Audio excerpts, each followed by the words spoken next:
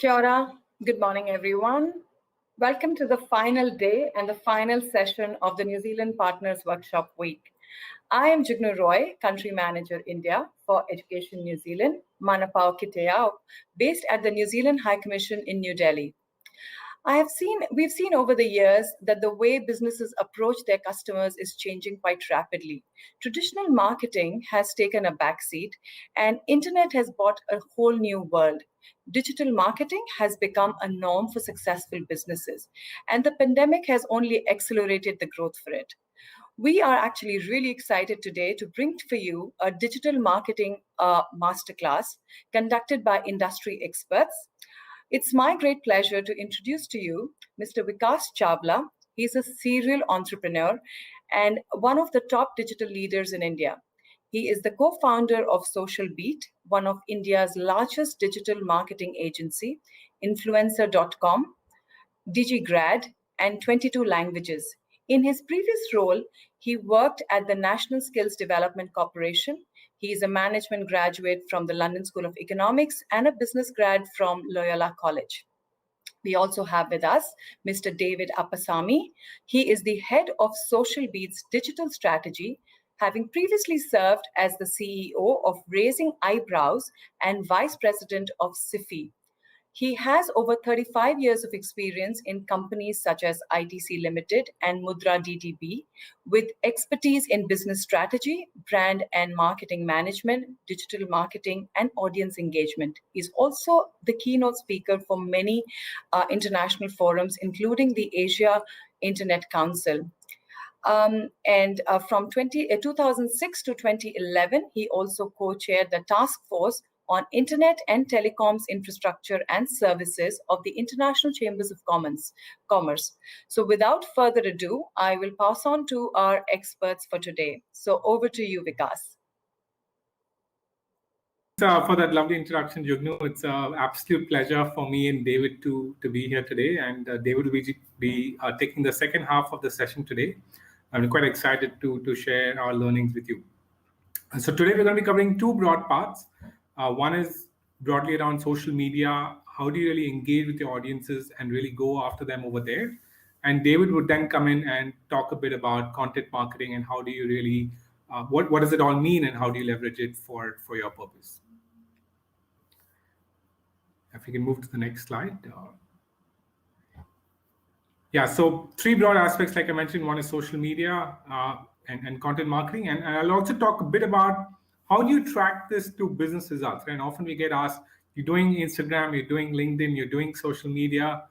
Does this really get me results? And for you, it probably means getting students to come and enroll themselves in different universities. How does it all happen? And we'll talk a bit about that. Now, when we talk about digital and marketing, really at the very core, over the last many decades, marketing is and still continues to be about storytelling. It is about being able to communicate and share a story that's exciting, that's interesting, and that's not going to change. And I want you to keep that in mind, because just because it's digital or social media or content marketing doesn't mean that's changed. You still need to tell a compelling story, just that you need to do it quicker because people are a bit more impatient when it comes to digital. And when we look at how we approach this, we typically talk about what we call as a full funnel, right? And you can see that there is a shape of a funnel here, which really is about how do you get more and more people to be aware of what you're talking about. And in this case, it could be talking about New Zealand as a destination. It could be about talking about specific universities and programs that matter, and really building that awareness with the relevant audience. The second part is really about building that consideration, making them think about New Zealand as an option, as a destination, as a place where they can get a quality education. And that's really the consideration you want to build using social media, using content, and really build it out there. And then finally, you come to the last part, which is them taking some sort of action, which could be giving you a call and inquiring about this, or signing up online and saying, I'm interested in applying to this university, and really taking that action, whatever that may be for you. And if you look at what's happened during COVID and as we go through the pandemic, is that a lot of what I'm saying used to actually happen across mediums. It used to happen across print, across television, across radio, across outdoor. But a lot of it today is moving towards digital, right? Because you know it for yourself that you are in this virtual event because of the pandemic, and that's how all our interactions have become. We are shopping online, we are learning online, entire programs are being delivered online. So all of that is moving digital, and the entire funnel as well as tilted a lot more towards digital, especially since the pandemic set in. Now, when you start thinking about what should you be doing on digital, I would urge all of you to actually think through who are you talking to, what is the audience here, right? I just put up a sample here from what we could understand, which is you could potentially have audiences split between what kind of programs do they want. Maybe they want an undergrad program, maybe they want a postgrad program or an MBA. Maybe they want to do their research and a doctoral program or an MPhil, right? And you could actually split and understand that each of these three want different things from those experiences, from the programs that they really want to enroll. And the other way to look at it is, it could also be that they're looking for specific areas of which are of their interest or their passion, which could be, the example I've given here is architecture or design, right? And you could think of 20 other options of programs that they could actually find where New Zealand has amazing universities and programs. It could be management, it could be biochemistry, it could be any area that is of passion to them. And understanding this audience is definitely a core aspect before you start building awareness, because you need to know that each of them will require a different approach, a different kind of communication, a different kind of hook to really engage them on digital. And once you've really done that, the first way to build that awareness is video. And if you move to the next slide, is that today video has become the largest trend online, right? It is what's really accelerated since COVID. The consumption has gone up. Almost 75% of the data that we all consume on our mobiles is actually video, right? And that means that's true also of your audience, and maybe it's even higher for the audience that you're going after, because they are digital natives. They spend a lot more time on social media, on various video platforms, on Netflix and various other entertainment platforms. So video is definitely a key way to make that happen. Now, impactful video is not just because video is more engaging, but also because you can actually sequence it. So actually on digital, you can say, I want to create one video which is more about New Zealand as a destination. And let's say the next content is more about, let's say, architecture, right? And I want to talk about the different architecture programs that New Zealand universities offer. So you can actually sequence that to say, I want somebody to watch my video one, which is about New Zealand as a destination. And whoever's watched that video, can I sequence and show them the second one, which is specific to the programs that they would love to come to, right? And that sequencing capability makes awareness and videos a lot more impactful as well.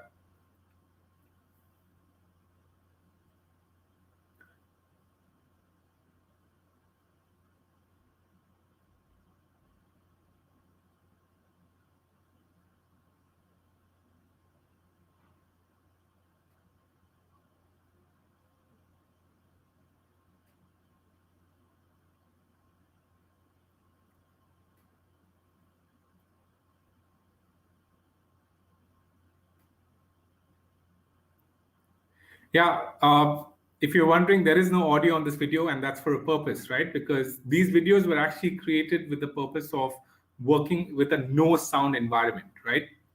And what we realized is actually a lot of people on, especially when it comes to Instagram and Facebook and some of these social media apps, almost 2/3 of the audience don't necessarily have their audio switched on during that experience, right? And that means that you need to make sure your video has subtitles, it has an explanation. Even if someone's not switched on their audio, they're able to understand and get the key aspects of what you're trying to communicate. And that's key learning hopefully you'll take away from the session, because those captions, those supers can actually make a huge difference in terms of impact for your audience.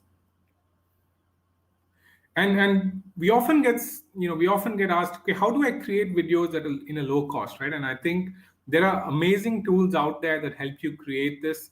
The table you see on the left hand side is actually official tools that Instagram and Facebook themselves recommend. There are simple tools like Boomerang, which really loop videos. And the one on the right hand side are tools that we actually use, which are relatively inexpensive. So it helps you create videos in practically $5, $10, $15, and it's very inexpensive to make these videos. It may not always be as exciting as the video that you're going to produce with a creative agency, but these tools are a great starting point to start creating videos that you can really put out for your audience. Now, when it comes to which channels should you focus on, and I know we're talking to an audience here which is across multiple sort of markets and multiple countries. We definitely see TikTok is actually the number one platform today in the Asian market. In India, it doesn't exist, but in other markets in Asia, actually, it's the number one platform. And of course, you have platforms like Instagram and YouTube and Facebook. And for some of you, actually, LinkedIn also might be a very powerful tool to really leverage. So depending on what kind of audience and programs you're going after and what kind of universities you're partnering with, a mix of these channels would definitely make a lot of sense because your audience is present and very active on many of these channels that are displayed here. Now, what should you do on social media, right? One is, of course, creating great videos, which we just spoke about, but often it's also about, can you catch that attention in those few seconds, right? And this is an example of what we did for an insurance company, where we wanted to talk about protection and health insurance. But we said we don't want to do it the same way that everyone would. We don't want to put a doctor in the image. We don't want to put health in the image. We really want to talk about protection and how can we show that in a way that's fun, interesting, and engaging. And that's what we came up with, what you see here.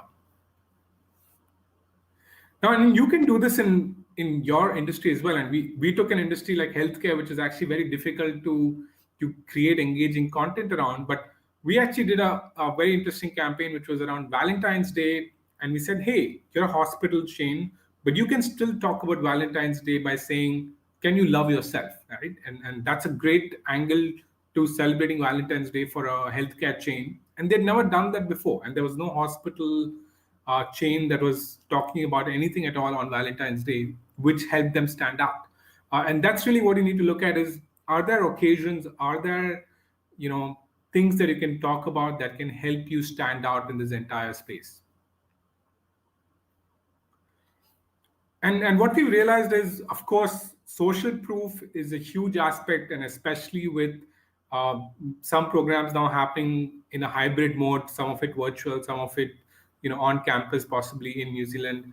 I think the social proof is a huge play that many of you can leverage in your own areas. Right? And we picked this up from the Study New Zealand Instagram page, where there are many amazing stories, and you could have amazing stories of students that you've sent, and that could be a great way to actually bring about engagement for your. And this is also a human element, right? It makes it a lot more powerful and a lot more interactive as well.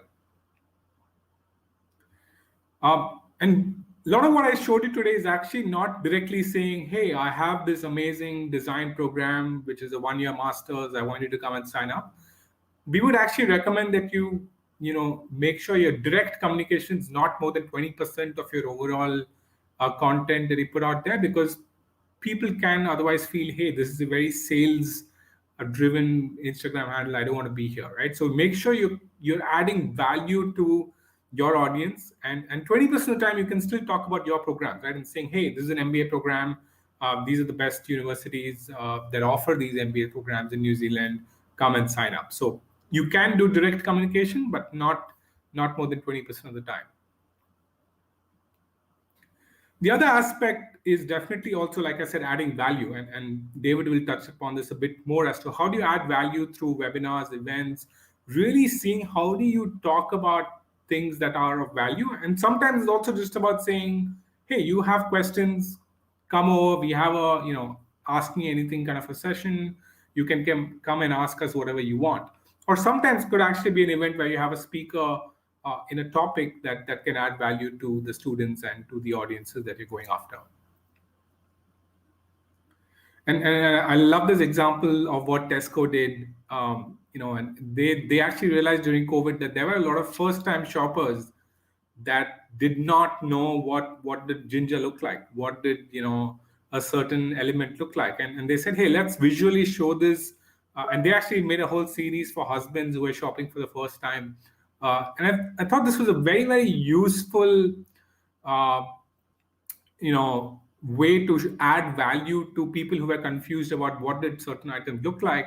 And you can put yourself in the shoes of the students that you're sending abroad, right? What are the things that you can do that can help them stay relevant and help you stay relevant to them and add value to them?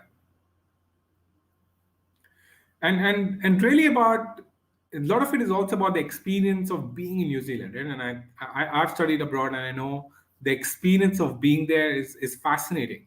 And bringing that out is, for example, one way you can add value to your students by talking about the life of living there, the experience they can have, of meeting new people, of going to new places. That can really add a lot of value to the prospective students that you're trying to go after.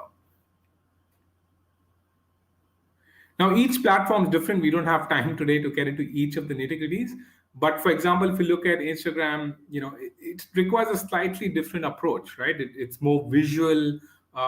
It's small elements, but really bring out a lot of interactivity and color to it. So each platform is different. TikTok would require, for example, short videos, something fun, something entertaining. So each platform will definitely require its own approach as well. And Instagram, for example, has a lot of interactive features. They have polls, they have elements where consumers and audiences can actually share their own feedback. So you can personalize that. So a lot of fun things that you can do, and this is what millennials love, and Generation Z would love. So you have to find a way to use some of these new tools that are relevant to the audiences that you're going after. And one thing we've realized, and India is a very diverse market, and we know many of the Asian markets have strong vernacular speaking people. You need to be able to also use vernacular where relevant.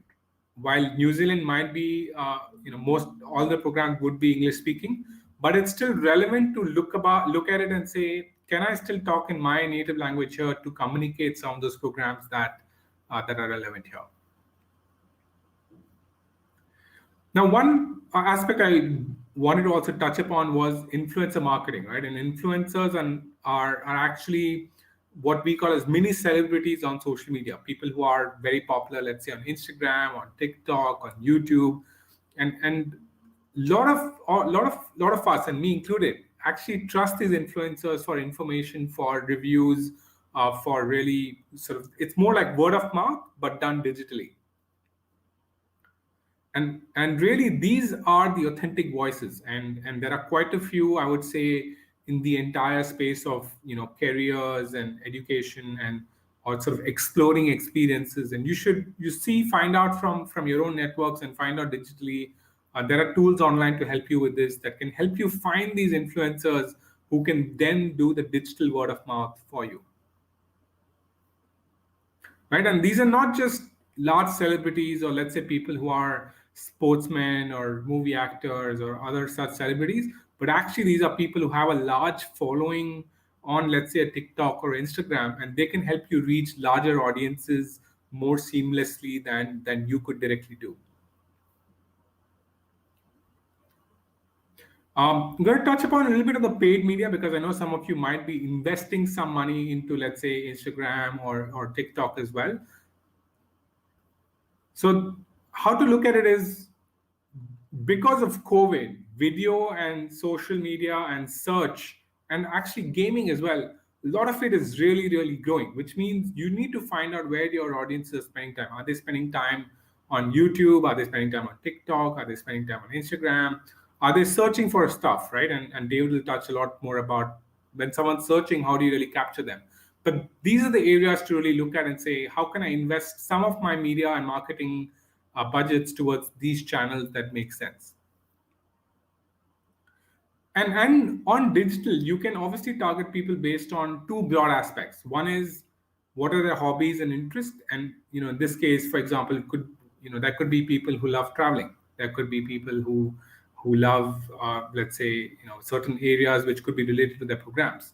And the second is intent, which could be directly intent, right? Somebody who is looking for a program around, let's say, architecture. Somebody is looking for an MBA. Somebody is looking for taking up a biochemistry program and doing their PhD around that. So that intent, again, you can target them based on the intent that they have. And again, you can go back to what I started off with, which is you could have different behavior and intent that could actually be targeted for each of your audiences. So different one for your undergrad audience, different one for your postgrad audience. And Facebook and TikTok have very, very powerful targeting that you could today go after. You can actually target people who are looking for studying abroad, and that's what makes some of this very, very powerful as well.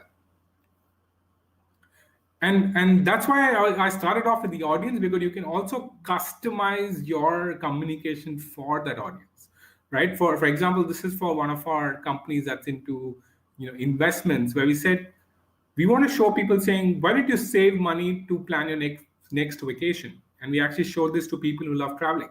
And then we had another one which actually said, why don't you save money to actually plan your retirement, because you're going to be retiring in the next 5 years, right? Because you can target people who are nearing their retirement age. So we're selling the same product, but we have two different audience segments and actually showing them two different sort of communication and creatives, so that it's a lot more impactful.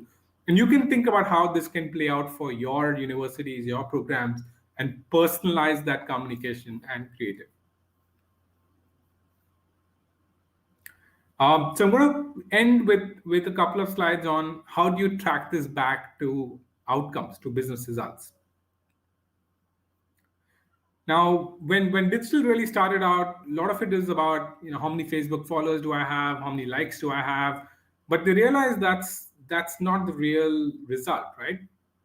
And the real results actually is for you, people signing up, people really inquiring for your products and services, in this case, inquiring for the programs that you have to offer, and universities that they want to sign up for. And to some extent, there is a qualitative aspect of awareness, right? Because people need to also believe in Destination New Zealand. They need to believe in the experience they can get. So that brand awareness is also important. It's harder to measure, but that's important as well. And if you look at, if you can click. So if you look at different objectives, and you could have different objectives, in your case, it could be to generate inquiries. And in some cases, it could be to build awareness because you're doing it for the first time. You could have different metrics that you can actually track, right? You could have inquiries, you can have how much revenue have you got from TikTok, from YouTube, from Facebook. And some of you can also be having online payment models, so you can actually track that pretty easily.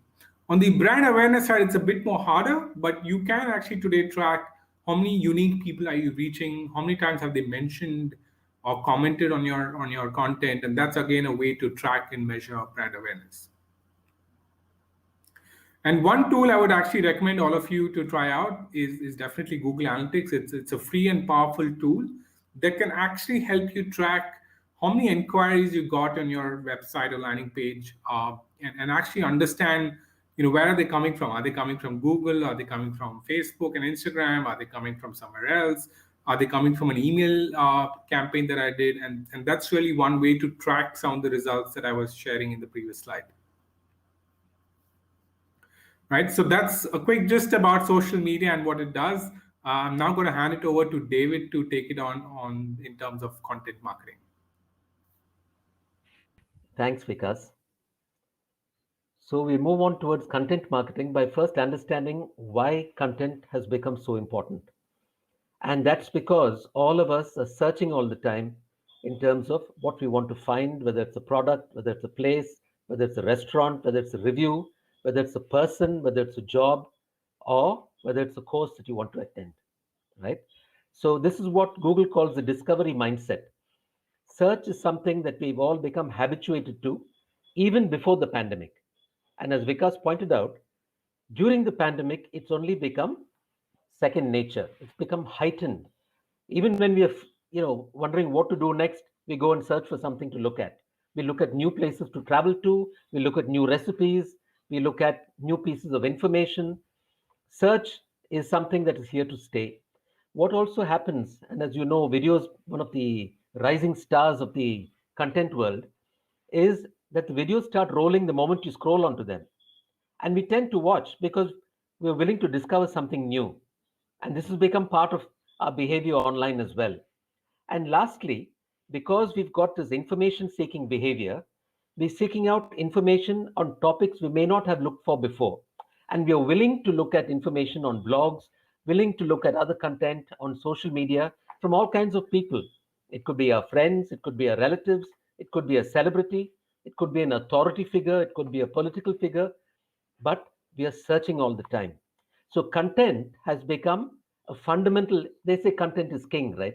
It's as fundamental as that. So there are three kinds of content that we have to deal with. And for you to understand, so that you can then make sure that you have all three kinds of content to be able to be discoverable on the digital platforms.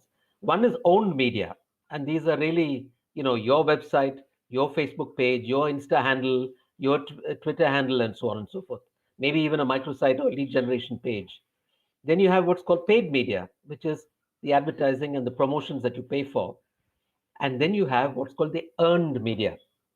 This is your blog, this is your YouTube channel, which is attracting people to consume the content that you are providing.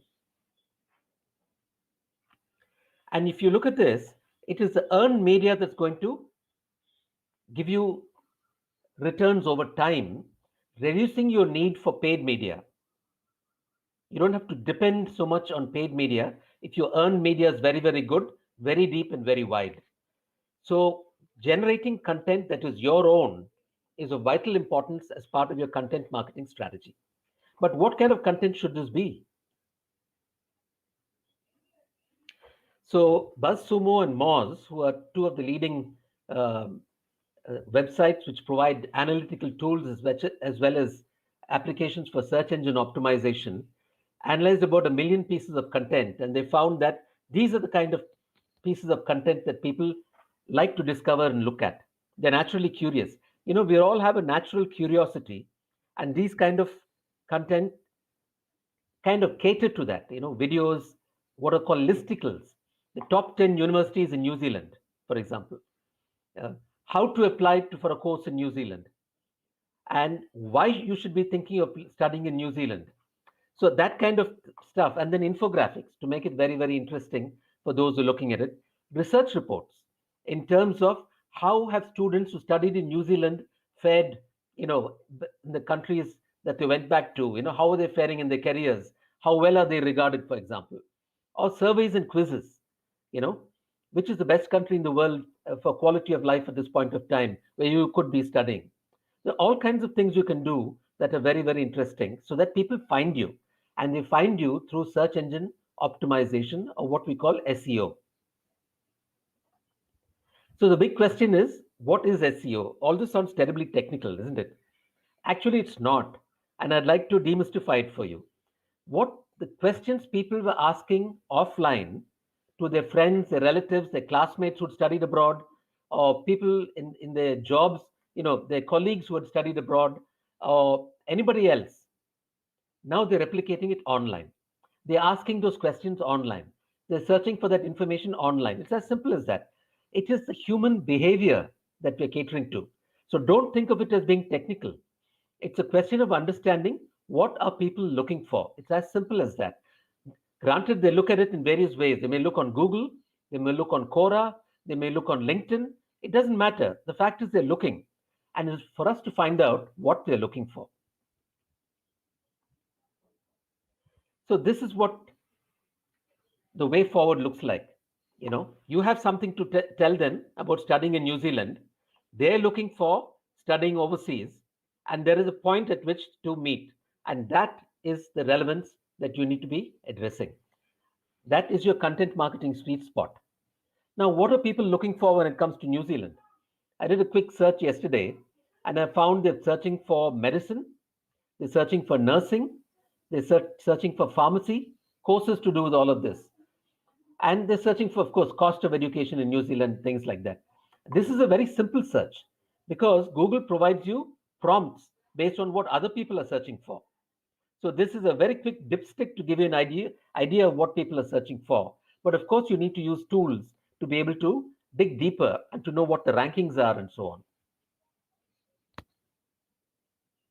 So how do we find the sweet spot? So there's a simple thing like a Google Keyword Planner. Then you have applications like Moz or BuzzSumo. You have RFs. You can also have sessions where you answer the public and you know by and large what kind of questions they're asking, right? Because as people who've been advising students over time, you know what the frequently asked questions are. Those can be addressed. Quora, of course, is a place that people go to ask questions. You can go to Quora yourself, look for questions around New Zealand, find out what people are asking for.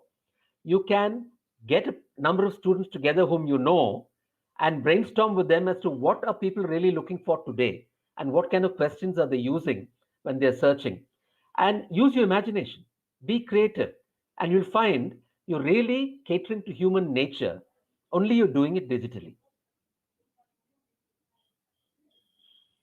So once you have a good idea of what people are looking for because of search engine optimization and the questions that people are asking around it, and you know what you want to do in terms of getting people to New Zealand, that determines your content marketing strategy based on what people are looking for.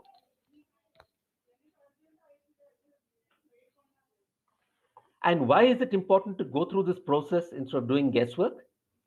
Because your organic leads over the long term will keep on increasing. Remember, we talked about earned media? This is what it does. People will find you more and more easily the deeper your content is and the more relevant your content is. And you'll find that the leads start coming in automatically. Every day you'll start getting leads. So the organic traffic to your content goes up. That produces leads. The reach is increased because a lot of people are now using ad blocking software, right? Your ads may not be seen, but your content they find. They're looking for you. And people who are tired of looking at ads will still find you when they do a search. And lastly, of course, once people have seen your content, and if you've been able to reward them in ways that are meaningful, they've given you their contact details, you can then establish a relationship and nurture them to conversion. So we need to stop interrupting what people are interested in and be what people are interested in. So that's the way forward in terms of content. So once you have a clear idea of what people are looking for, you can look at different content buckets to make life interesting for them and for them to find you more meaningfully. One of the lead things, of course, today is videos and a YouTube channel. Now, education in New Zealand is doing a lot in these areas, but in your own country, as a person representing them, what can you do in terms of ensuring that you fill in these content buckets and you can optimize them for search engine discovery, and therefore people find you and contact you. And what we're really saying is these content buckets you're looking at based on what Vikas talked about earlier, about the funnel, consider awareness, consideration, and then conversion. And if you look at blog posts that are interesting, here's an example that one could use in terms of what it's like to be a student in New Zealand, and the advantages of studying there. What are the prospective students' admission processes, and can you, using prospective students and existing students that you have sent, build a community that can interact with each other so that they get more and more encouraged about studying in New Zealand? So there are 4 broad topics that you can build your content around. Now, these are broad topics. It's not prescriptive. These are examples. You are in the business and you can be creative and you know the business, so you can build your topics as well. One is student life in New Zealand, like Vikas talked about. What does it mean to study there?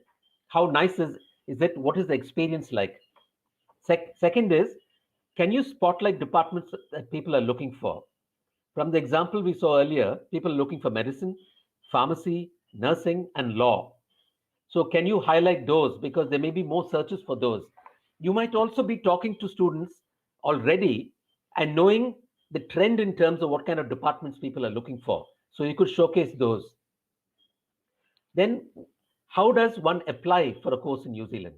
You can provide guides for admissions. And lastly, you can have a Q&A forum. People ask a lot of questions, right? So if you can answer those questions on Quora and you become the kind of go-to guide that people start looking for, or if you do something like a webinar, like Vikas mentioned earlier, ask me anything. And people will come because they will have diverse questions. And there you are as a resource who can answer those questions.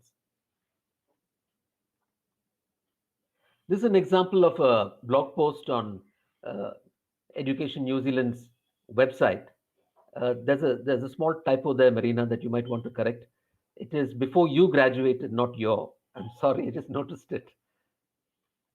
But the thing is, the Education New Zealand site already has a lot of content. Can you curate that content and post what is relevant in your country on your blog, on your site? So can you ride on this by curating content that's applicable to your region or your country or your market while adding your own in terms of videos, for example, of students you have sent?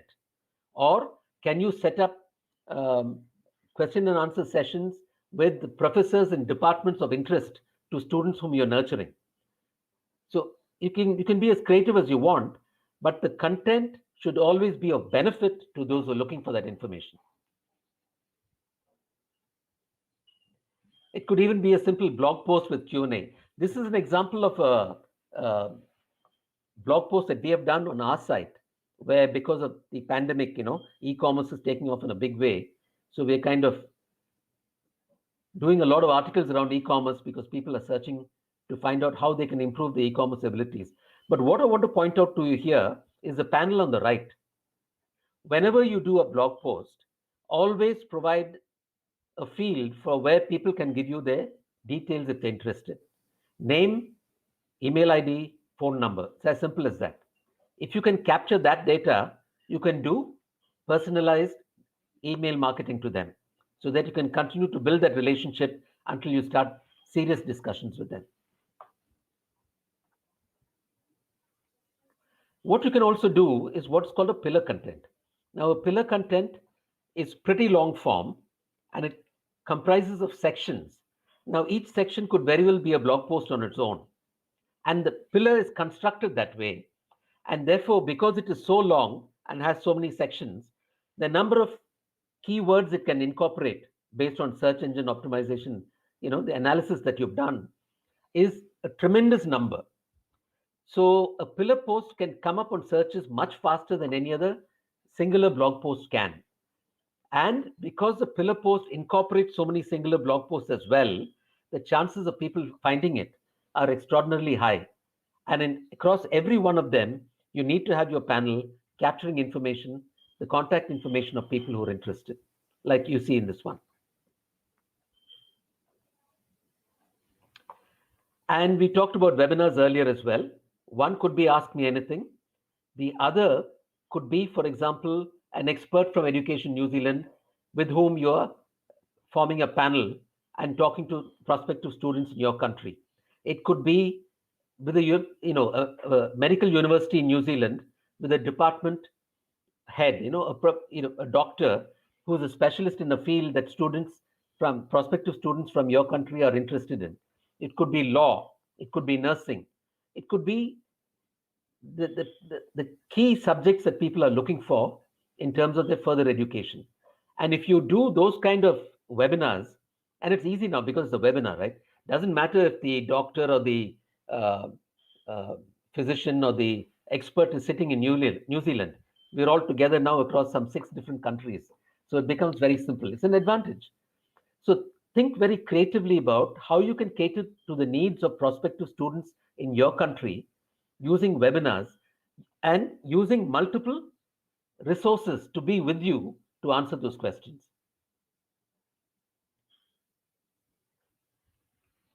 And by all means, have a YouTube channel. Now, when people often think that when you do videos, it's got to be very high production values and so on. It's not true on social media because people are used to TikTok videos, people are used to selfies, people are used to Insta Live, people are used to Facebook Live. People are not looking for high production quality and stuff like that.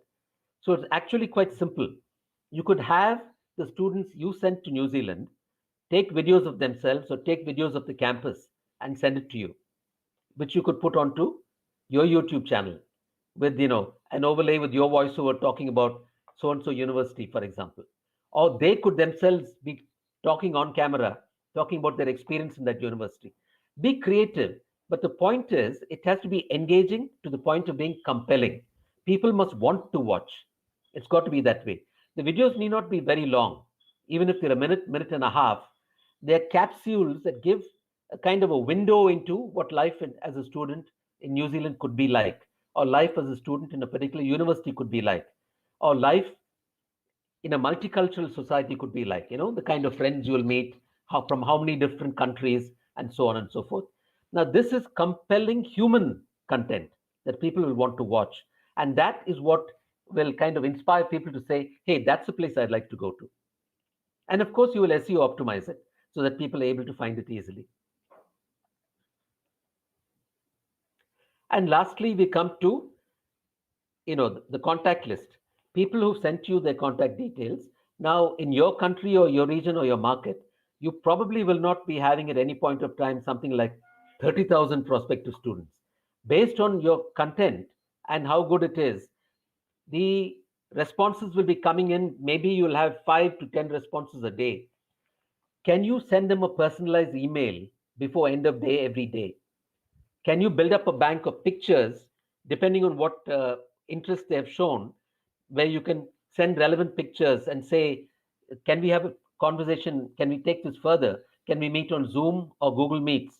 Or can I arrange a meeting for you with a representative from the university? There are multiple things you can do, but they must feel that you are really interested in getting them that position in that university. It must be personalized. It must be something which is one on one. So if it's going to say Vikas, it should say, Dear Vikas, thank you for responding. It should not be a bulk email like thing that goes out because that doesn't really touch anybody. If you can reach out to them warmly, personally, they will respond because they will feel that this person is really interested in me. He can help me study in New Zealand. And that's the way to go. And finally, how do you amplify content? There are multiple ways of doing it. Once you have your YouTube channel and your blog posts, so you have your videos, you have your blog posts, you can share them on your Facebook page, on Instagram, on Twitter, on LinkedIn as well. And when people click on it, they come to your blog post or they come to your YouTube channel to watch a particular video. So your content gets amplified and people discover you more and more.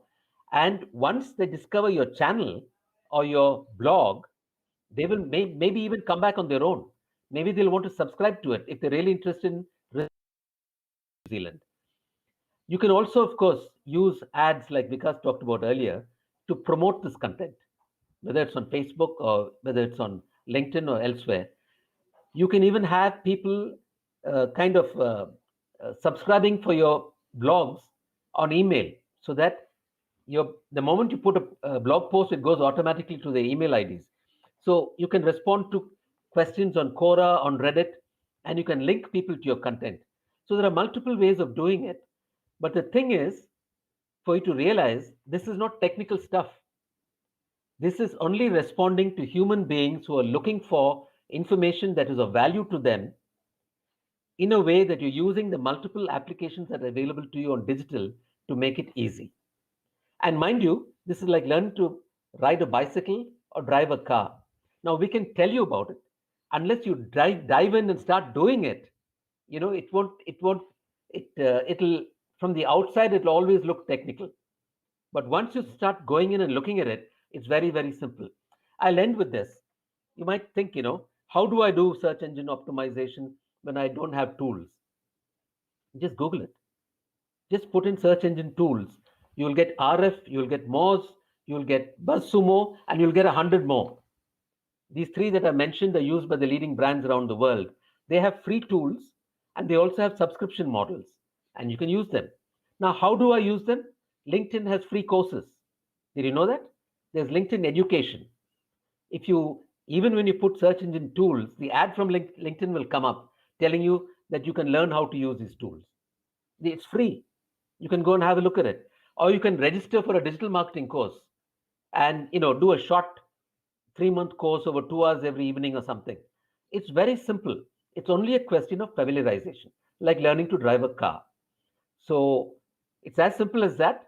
Content marketing is the way to go, along with search engine optimization and the use of social media to amplify it. So we wish you all the very, very best.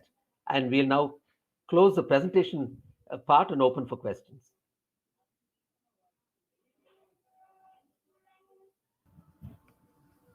Thank you very much,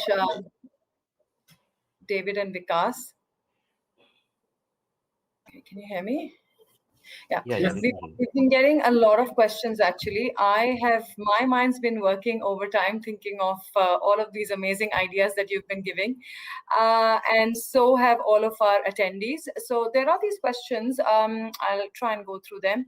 So what should be the breakdown of investment that we should look at as agents, splitting up costs between social paid ads and EDMs, the direct mailers?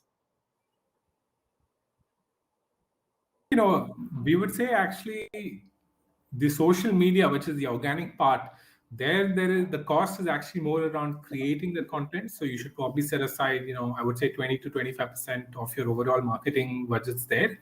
A big chunk of it will actually go towards the paid ads, which you would do on social media or Google or TikTok or wherever else. That should be a bulk of it, probably closer to a 70%. And the balance 5-10% would be going towards EDMs and other activities that you could potentially do. And the 25% of the content creation would also include what David spoke about, right? Creating that written content, creating those blogs, creating the social media content, and really scaling that up. And remember, the more content that you are able to generate and build up, the less you have to spend on the other things, because it becomes more and more discoverable. The more organic leads you're able to generate, the less you'll have to actually pay for in terms of paid media. But this happens over time. That's pretty smart. In fact, that sort of segues into my next question, which says, since New Zealand borders are closed, can we keep students engaged with meaningful content until everything opens up again? So I think you did cover a couple of ideas around blog posts and videos and stuff like that. So is there anything else that you would like to add here specific to this question, especially keeping in mind that the borders are still closed for New Zealand? Definitely the webinars, because getting them face-to-face with people in New Zealand who can tell them about what it's going to be like will keep them warm and interested. So if we get people from the departments in the universities talking about it, students who are already there talking about it, past students who passed out and who are doing very well and who can talk about how studying in New Zealand helped them, talk about it on a webinar. So these kind of things will keep them engaged and interested until the time the borders open again. Makes sense. Absolutely. I've got another question here, and you did mention a bit about LinkedIn Learning towards the end of your session. So here's this question saying, do tertiary education students visit LinkedIn for anything like learning or network building? There are, if you... Go for it, David. No, you go ahead. Yeah, I think LinkedIn is actually quite powerful, but only in certain areas. So be it around management, human resources, maybe some bit around psychology.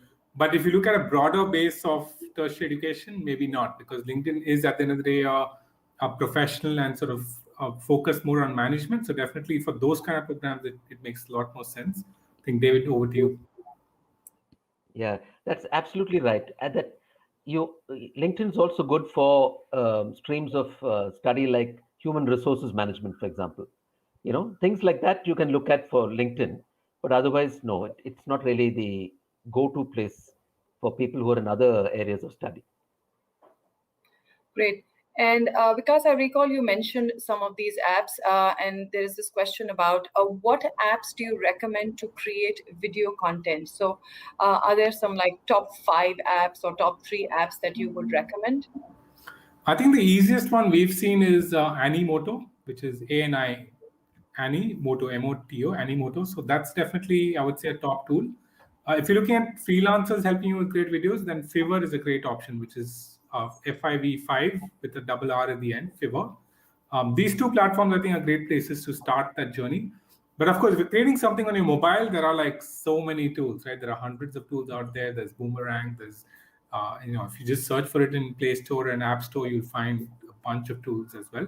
But these Animoto and Fiverr can actually help you create a bit more professional-looking content than some of the mobile apps. One quick tip in terms of making videos: if you have young people working for your education agency or your office, or if you have teenage or young adult children, get them to help you to make the videos. It's very easy. Yes. Absolutely. I totally agree to that.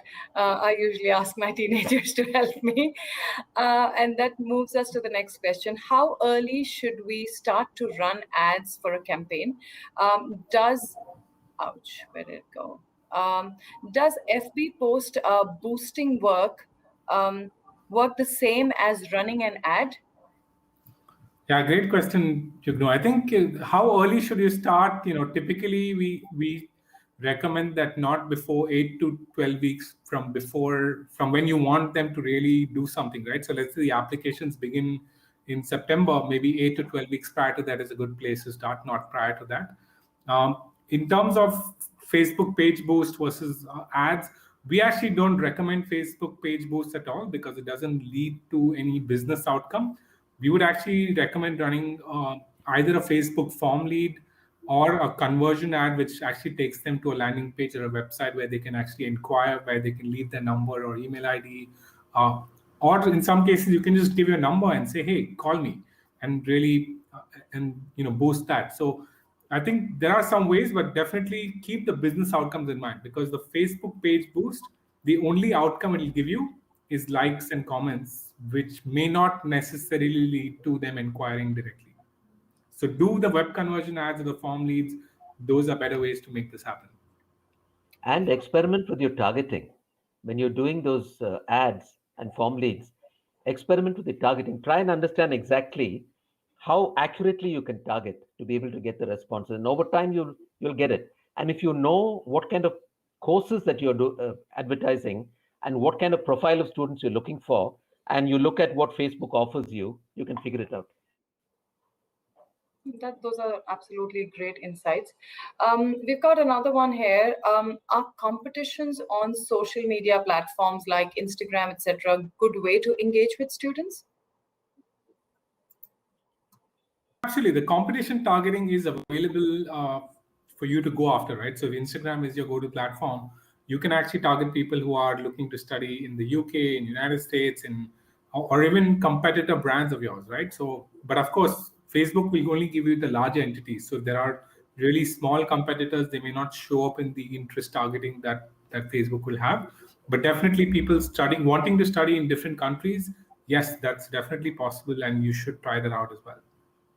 You can consider them to be qualified leads because they're already interested in studying overseas, which means they can afford it and they have an intention. Absolutely. And I think you did mention, like, my next question here, we've partly covered it, but yes, this is more around upskilling. So the question says, we know social media is important. However, it is not our full-time job, and therefore we are not experts. So we depend on local digital agencies. How do we know if we are getting the appropriate advice, digital plan, and content? Yeah, I think I'm an entrepreneur, and I think the only way to solve that is for you to learn the basics of it. Unfortunately, it takes some time and effort away from your business to do that. But I would think marketing has become so crucial that you need to pick up some of the basic skills. It doesn't mean you need to sit and do it on a day-to-day basis, but I think there are some great online training programs that give you a gist of it, and Even LinkedIn Learning, for example, has programs around marketing and digital and how do you evaluate a program. So I think those are great programs. We, in fact, have our own program as well. And I think, you have to spend that little bit amount of time, couple of weeks, brush up what are the basics of marketing and digital and Instagram. That will be the only way you can really evaluate your agency well. Also, I think for you to really have an insight as to what is going on in that space, it's important for you to say spend 20 minutes in the morning maybe, and maybe 20 minutes in the evening over your tea or whatever. It's not a lot of time. And you'll find it's very easy to start picking up the nuances and to what are the ways people are behaving. So if your local agency comes and tells you, this is what is trending, you can understand that because you've seen it. Or if they say these are the memes that are going around at this point of time, you should be able to relate because you have been on social media. So that's an investment in time that you need to make because today, those are the forums for marketing that are available to you. Yeah, so I guess you do need to invest some time and energy into getting those basic skills, I guess. Another question, are Google ads effective for getting leads? Yes, absolutely. What we call as bottom of the funnel search, which is essentially someone saying, "Hey, I want to study abroad for nursing," as David said, he found it from his search.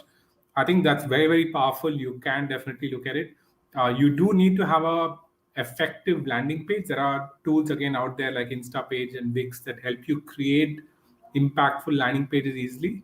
But you do need a good landing page or a website that can capture those inquiries because otherwise it can tend to be expensive because Google is definitely more expensive than, let's say, Instagram or TikTok.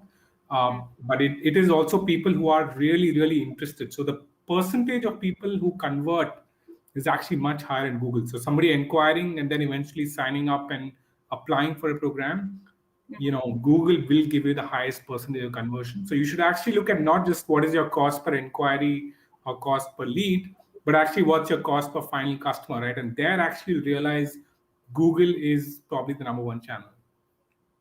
Okay. So there you go. You do need to invest in Google Ads. I've got another one coming up on Facebook.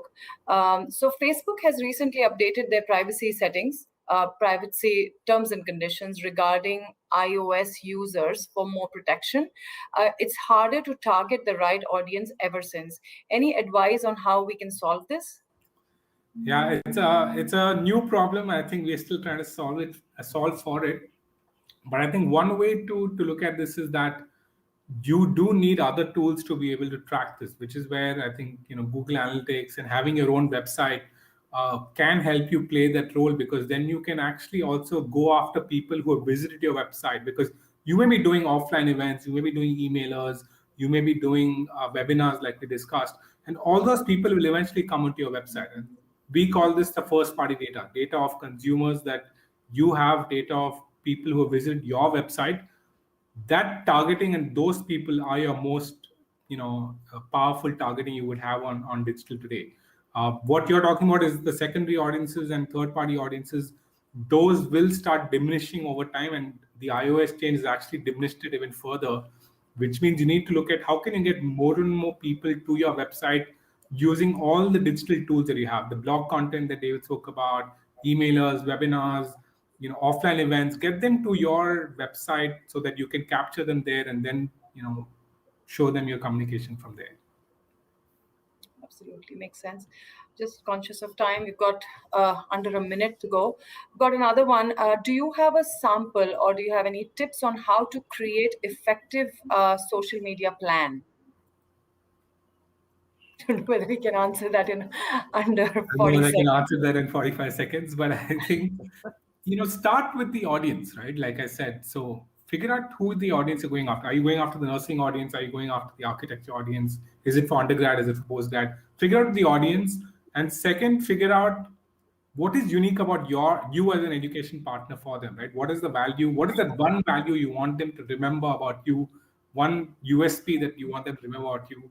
And with that, you figure out what content will work. There's no easy answer to that question, but hopefully this gives you a structure to start creating that content. And in the last 10 seconds, please build your own content.